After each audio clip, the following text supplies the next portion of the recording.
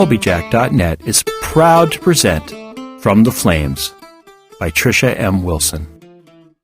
The people of the fire, the Blesa, led by their queens, have ruled the island of Alfeyju and oppressed the Driva, the people of the ice, for more than 16 generations. With the Drivian King in hiding and little hope on the horizon, the Driva looked to one person to save them from the vile Blesa, the Diviana. According to legend, the divinely gifted Diviana will one day overthrow the Blesa and restore the Drivian King to his rightful throne. But with the search having lasted for more than 400 years, will the Diviana ever come to light? Willow is the slave of the Raskpil family. Bought at the age of 4, 20 years have passed since her life irrevocably changed. Her existence is no worse than any other slave, but within, Willow wonders if there isn't something more she should be doing with her life other than serving the ungrateful. Ordered to travel with her master's family to Sondertoft, so her master's adult children can take part in an ancient rite of passage, Willow is shocked when she learns that she too must participate. Will she fail, as all before her have? Will she rise to the challenge and become stronger after passing through the flames? Episode 62, Chapter 35, Missives. I'm going to miss this little slice of heaven we've enjoyed, Willow said to Kalina as the Falruf sailed down the fjord toward the sea a week later. It has been peaceful, Kalina agreed, if you don't count the sawing and hammering. But I'm also ready to see some action. Other than that fight and the sea chase, I feel as if I haven't been able to contribute anything to the quest. Don't be silly, Sigurd said suddenly, coming to stand on the other side of Willow.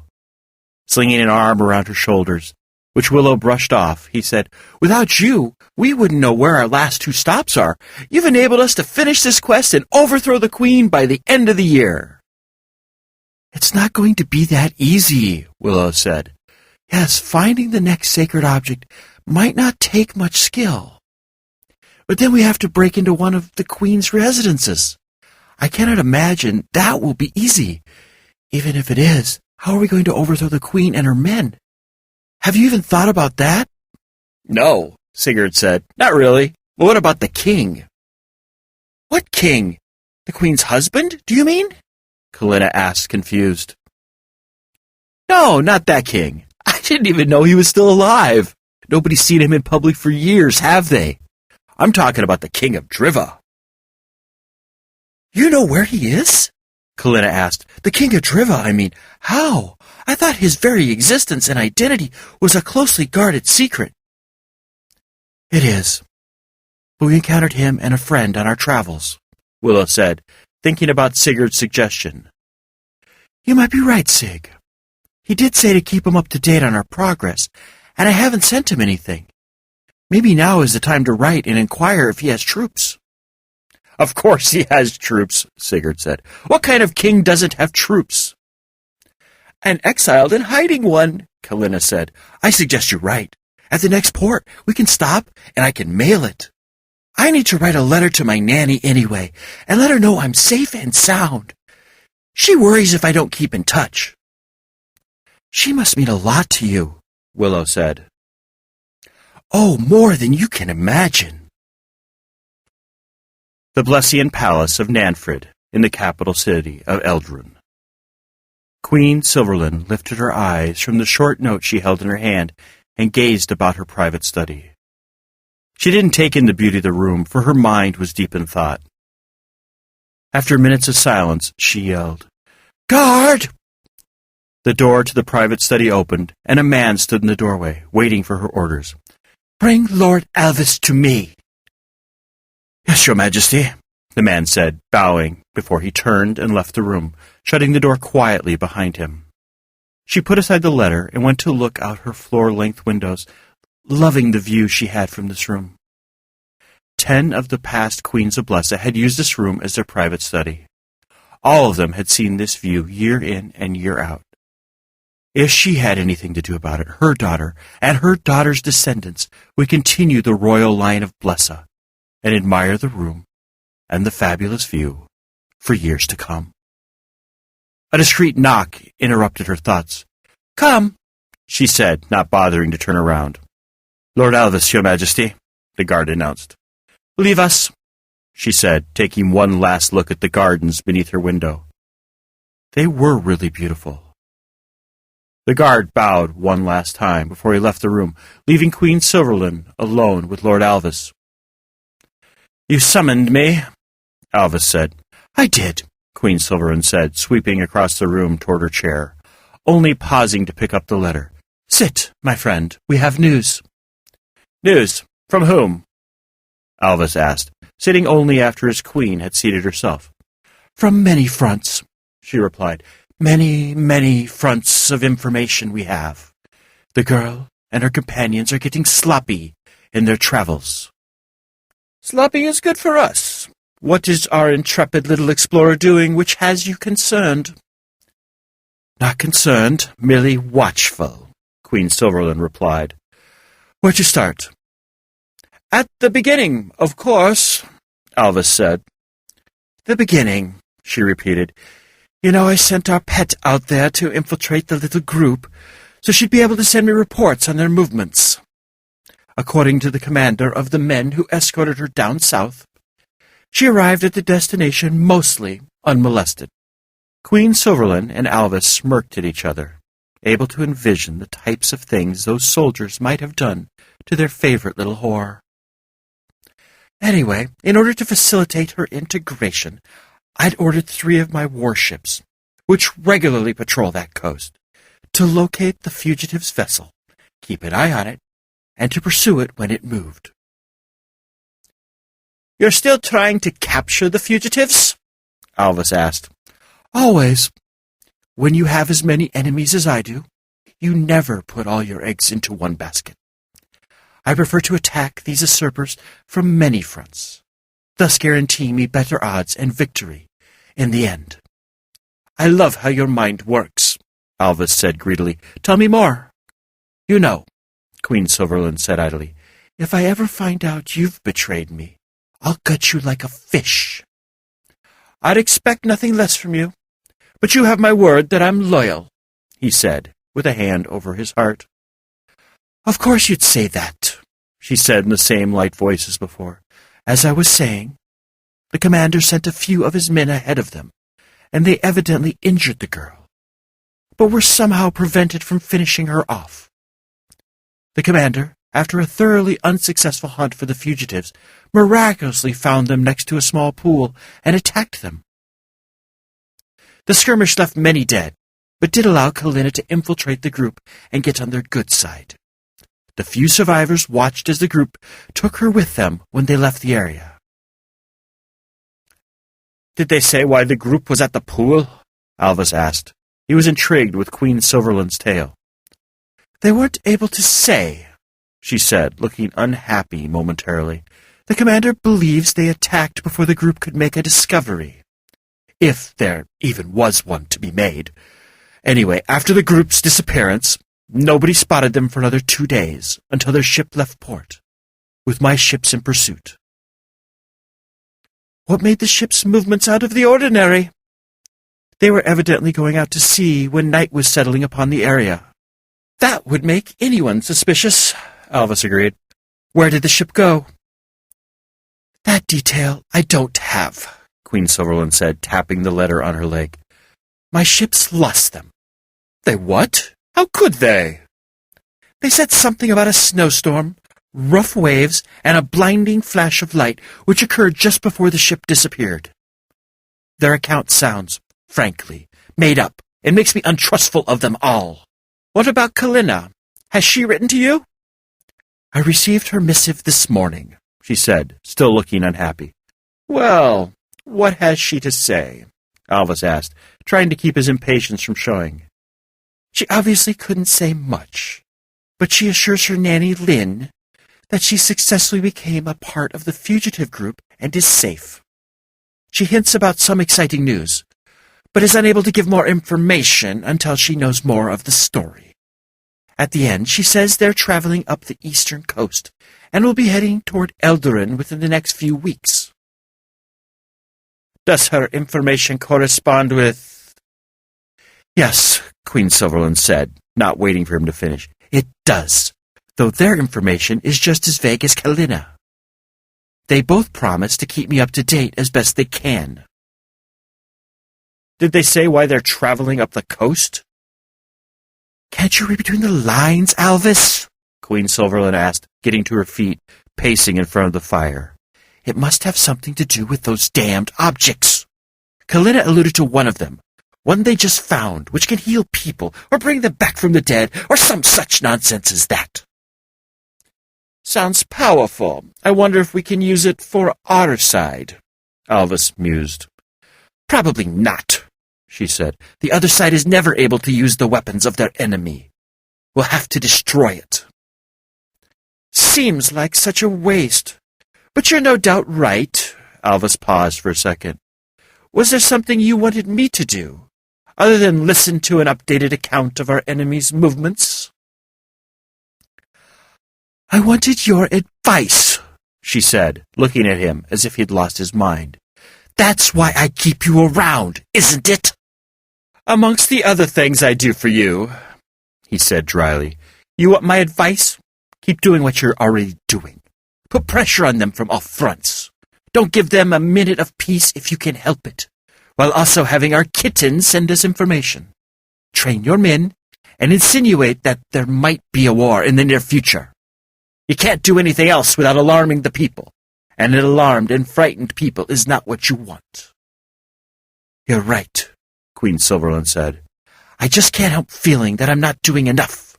But really, what more is there I can do at this point? King Aluak of Driva's home, Fridrosa. You received a missive from our friend, Rokia said, coming into Aluak's chamber. Which friend? Aluak asked, looking at his best friend and bodyguard. The girl, Willow something.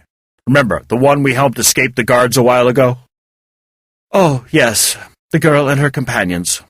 I was beginning to believe she'd never write to me. Not that I really believed all her wild claims, but it never hurts to keep potential allies close, Aluak said. Aluak held out his hand for the note, but Rokia didn't give it to him. Well, let me have it. Rokia put the thin letter in his king's hand and sat in a nearby chair, curious about the letter's contents. Aluak opened the letter, and a piece of paper fell out. Leaning forward just enough to pick it up, Aluak barely glanced at it before he began to read. She's straight to the point, Aluak said after reading the letter through twice. I have to give her that. She has no regard for secrecy, however, and that could become a problem. Why? What did she say? Rokia asked, resisting the urge to lean forward. She says she's found 3 of the 5 sacred objects and is hot on the trail of the last 2. She also boldly asks if I have any men at my disposal in order to help her overthrow the queen if and when she is successful. No, Rokia said, trying to deny his words. She didn't write all of that, did she? Surely she's not that stupid. Not stupid, Aluak corrected. Naive.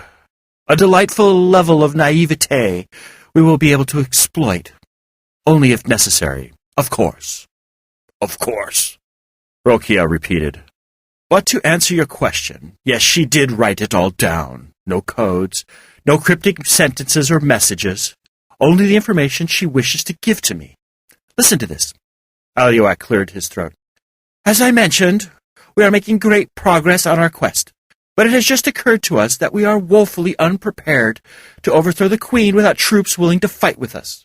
Do you have the men and or resources necessary to sustain any attempt to overthrow the current regime?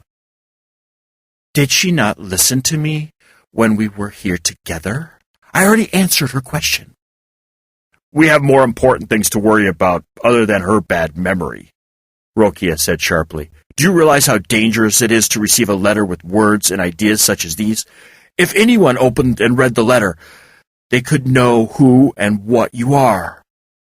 It would destroy hundreds of years of hard work in a second. We should move you for your own safety. Calm down, Rokia. You know nobody would believe I would have anything to do with treason.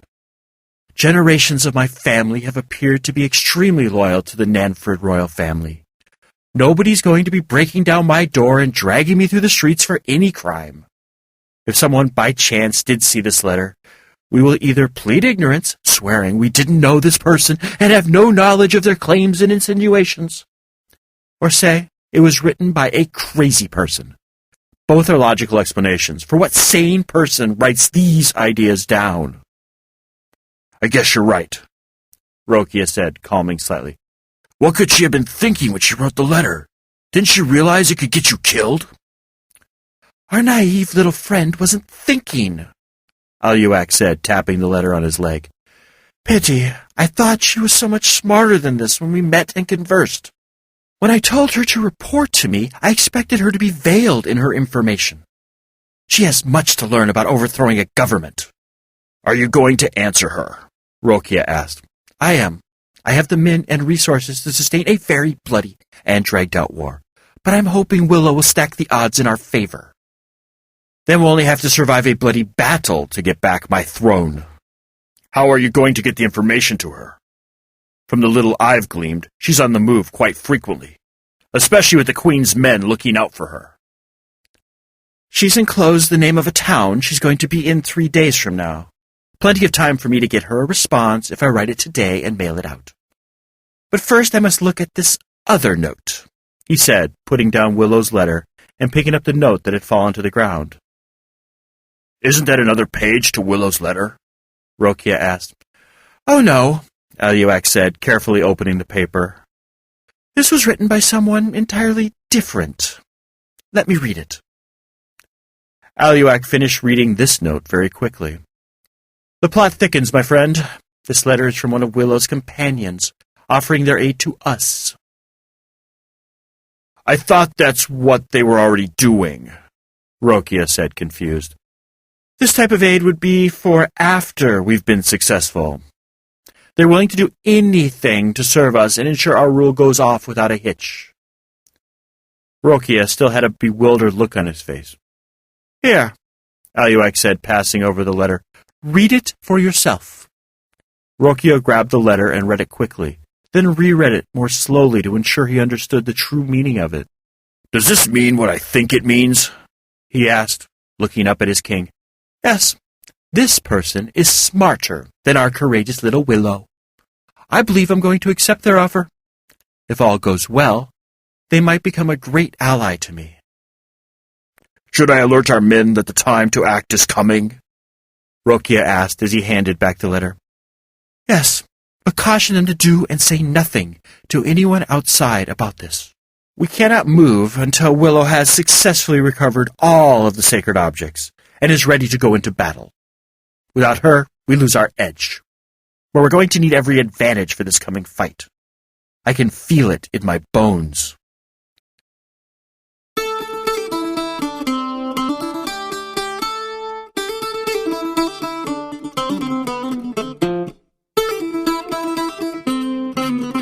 You have been listening to From the Flames by Trisha M. Wilson.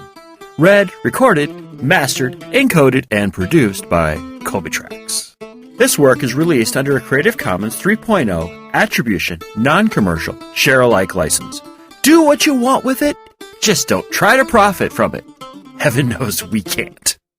If you have any questions, comments, or rants you wish to share with us, we can be reached at Colbyjack at Colbyjack.net. That's COLBYTRAX